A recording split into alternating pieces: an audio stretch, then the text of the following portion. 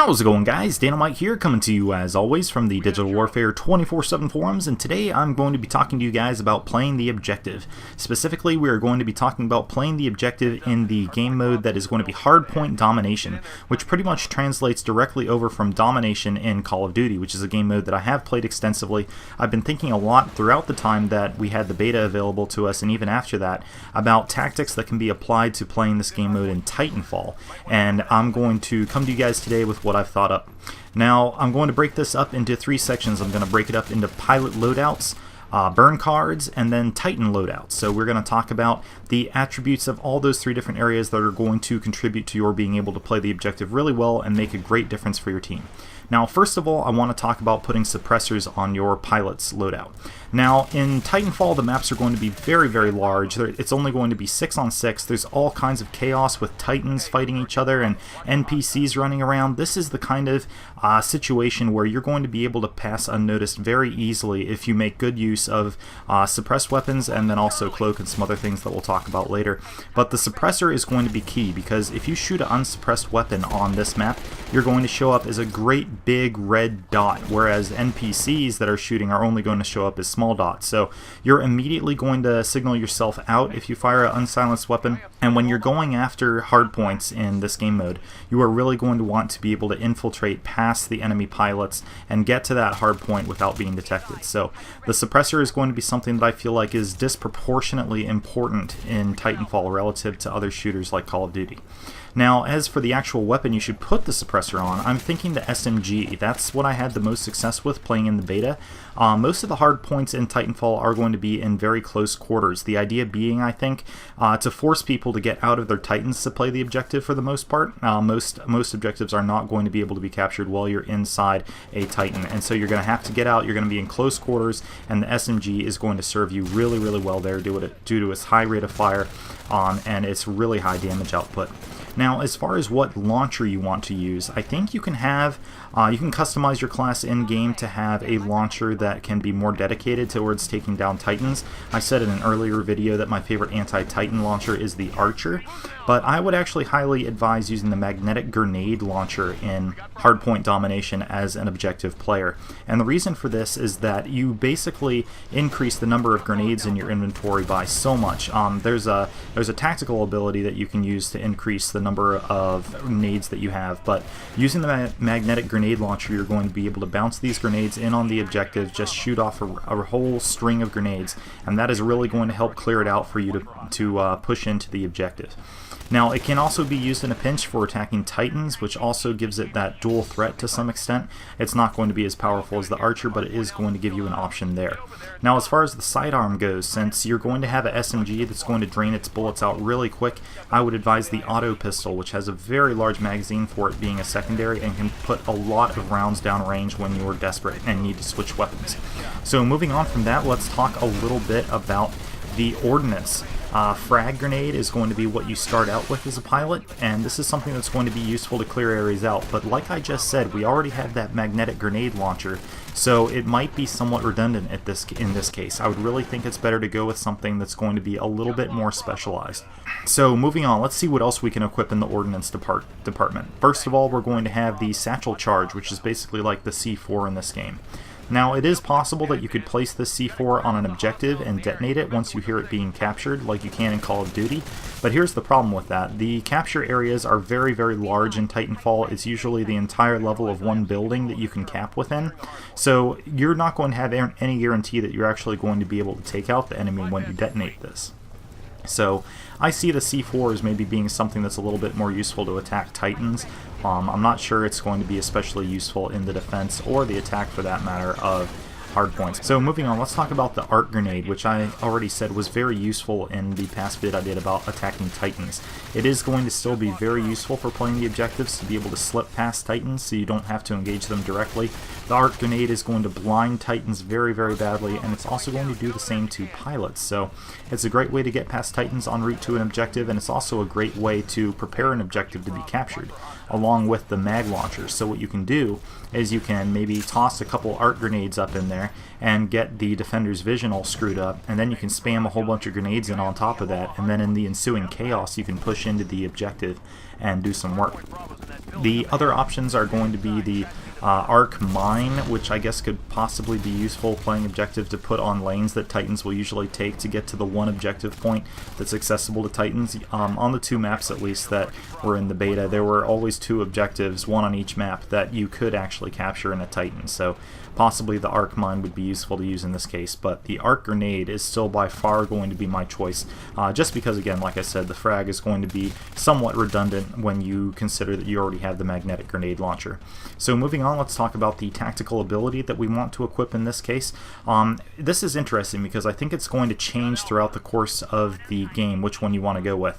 When you're spawning and you're jumping off the dropship, you need to get to be as quickly as possible to establish that 2 flag situation where you have 2 flags to the enemy's 1. And to get to that B flag first, you can use the stim tactical ability, which is going to increase your speed. This is something that I think is really valuable off the start, but it gets progressively less valuable as it becomes harder to predict where the enemies are on the map and when running across the map is really actually going to benefit you. It's also going to get more dangerous running across the map because there are going to be Titans on the field and the enemy is going to be deployed across the map and so forth. So use stim at the start of the game, maybe use it conditionally if you know that you're going to spawn really far out and you need to get into a B flag, but overall I think there are going to be better ways to get to objectives in the mid game, which we'll talk about a little bit later. So moving on, let's talk about cloak as far as a tactical ability. This is going to be a great option for taking hard points, and a lot of times I see players just hiding in a corner. This is something that you want to try to avoid. You can definitely use your cloak, but only trigger it once you know an enemy is coming so that you can take him off guard. One other thing that I've seen people doing is sticking themselves to the walls and around the objective when they're playing it, and I actually had to look up how to do this. I don't have any gameplay for you guys because it was after the beta that I learned about this, but if you jump onto a wall, instead of jumping off it, if you hit left trigger as you touch the wall, it's actually going to stick you onto that wall. So, and that's a way that you can put yourself in a really weird position, even if you're not using cloak, someplace that the enemy really is not going to expect you. For my part, though, I actually like to be moving around because it allows me to check all of the different areas for footsteps and for enemy pilots coming in to stop me from capturing a flag. So you can use that at your discretion there. The third option, which was another ability that was not able to be used in the Titanfall beta, is going to be the active radar pulse. And this is something that actually reveals enemies through walls when you use it. I see it as something that could be really useful both for attacking and defending a hard point, especially with people using the aforementioned tactic that I brought up of cloaking and sitting in corners. Now moving on, let's talk about the Tier 1 kit. Power Cell for me is extremely hard to pass up. It's going to allow you to use all of those tactical abilities I just mentioned with increased frequency, which is really going to give your player a lot more versatility. So moving on from that, some other options that we have are the Stealth Kit. This is really the only other one that I think is competitive in this tier. The Stealth Kit is going to silence your footsteps and allow you to move about really well. I have noticed that sound whoring footsteps is an effective method in Titanfall, so this is something to keep in mind. If you are trying to do a more stealthy infiltration of a hard point, it could be what you want to choose. Your other options are going to be enhanced parkour, which it lengthens the amount of time you have to make a move off of a wall if you're free running. I think this is just going to be a crutch that prevents people from learning how to use pilot mobility as well as they should, so I'm going to pass on that. There's a quick reload sort of crutch perk that I think you'll be able to live without, especially with the fast swap pistol. And then there's run and gun, which allows you to shoot while sprinting, which I just think encourages reckless play. Moving on, let's talk about Tier 2 options for pilots. So the first one that I think is going to be useful is called the Dome Shield. And when you call in a Titan, a shield deploys over it to give you a chance to sort of get situated. The Dome Shield allows this shield to last for a longer period of time. And I'm thinking that if you call it in nearby to an objective, you might be able to get close to the edge of it and get within a capture radius, standing outside your Titan, of course. And if not, it's still going to give you an area where you can basically stand and be protected while you're making your run into an objective. And this is something that can be really useful. So that might be one option if you want to play the objective. And your second Tier 2 option that I've selected for you guys is going to be increased auto Titan accuracy. Now, if you're playing a lot of objective, you're going to be outside your Titan a lot. You're going to be in the buildings, you're going to be fighting for the flags, and you're going to put your Titan into auto mode simply by exiting it. So moving on, let's talk about some burn cards that we can use here. Let's start actually by talking about the different slots that you have. So you're going to have 3 different slots, and this is the way that I've been strategizing how I'm going to use them. Now, for slot 1, I'm going to want to use something that I can use to secure the B flag right off the start as I'm spawning. And a couple of these that I've noticed have been prosthetic legs for starters and amped weapons. Now prosthetic legs is going to allow you to move very, very quickly, so if you combine this with a stim class that is going to allow you to stim your pilot as he's running across the map, this is going to get you to B flag crazy quick. Now this is important because there aren't going to be any other Titans to cut you off, well, any Titans at all on the map to cut you off at the start of a game, so it's really going to give you that upper hand right off the bat if you can get to that B flag. Now if you only have stim, say you don't have prosthetic legs, an amped weapon can give you that extra leg up in the critical gunfights that you have to win on beat on to take it right off the start. So those are a couple options I would consider for slot 1 for securing that B flag immediately. Now an exception to this is, say you have a card that lets you drop a Titan instantly.